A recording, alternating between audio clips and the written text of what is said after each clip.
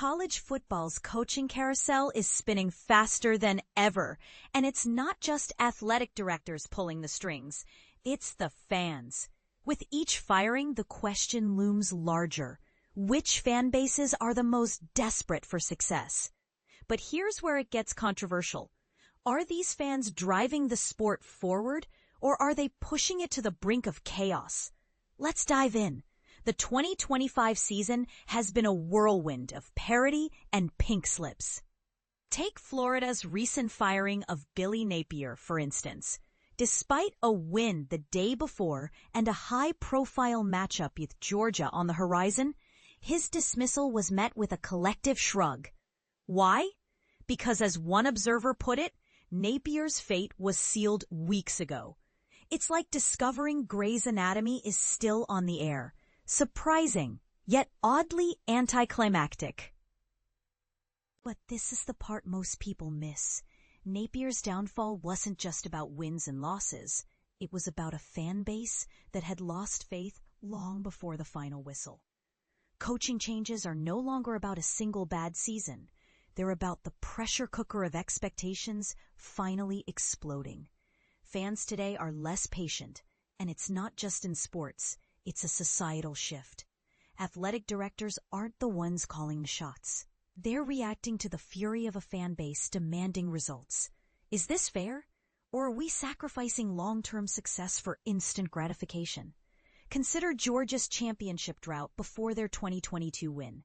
For decades, their fan base endured the agony of watching rivals like Florida, Auburn, and even Georgia Tech hoist trophies.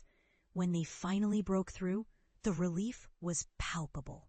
Similarly, Michigan's 2023 title came after dropping decades-long ideals to hire Jim Harbaugh. Would your team do the same?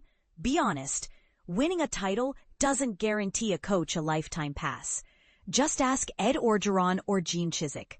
But it does prove that the mountain can be climbed. And yet, the cycle continues. Florida fans know this all too well. Until they find the right coach, the desperation won't end. So who's next in line for this level of torment? Let's break it down. Years since a title. Florida and Texas may have won recently, but their fans are already restless. True desperation comes from decades in the desert. Expectations. Rutgers fans can't be tortured if they celebrate a Pinstripe Bowl. It's the blue bloods with sky-high expectations who feel the heat. Rabidness. Miami's empty seats during a top-ranked game? That's not desperation. That's apathy.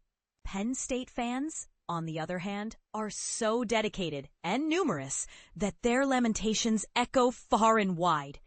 Here are the fan bases currently at the breaking point. Notre Dame, 1988. Nearly 40 years without a title for a program that expects to compete annually? That's Red Sox-level agony. Oklahoma, 2000. Joining the SEC raised expectations, but a title remains elusive for a fan base that reveres its Heisman winners.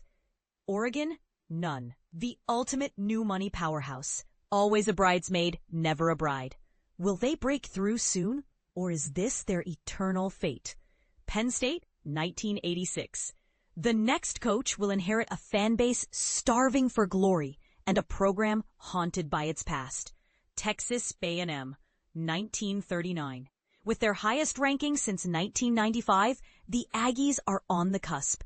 But can they finally break through? Here's the real question. Are these fan bases driving their teams to greatness, or are they pushing them into a cycle of perpetual disappointment?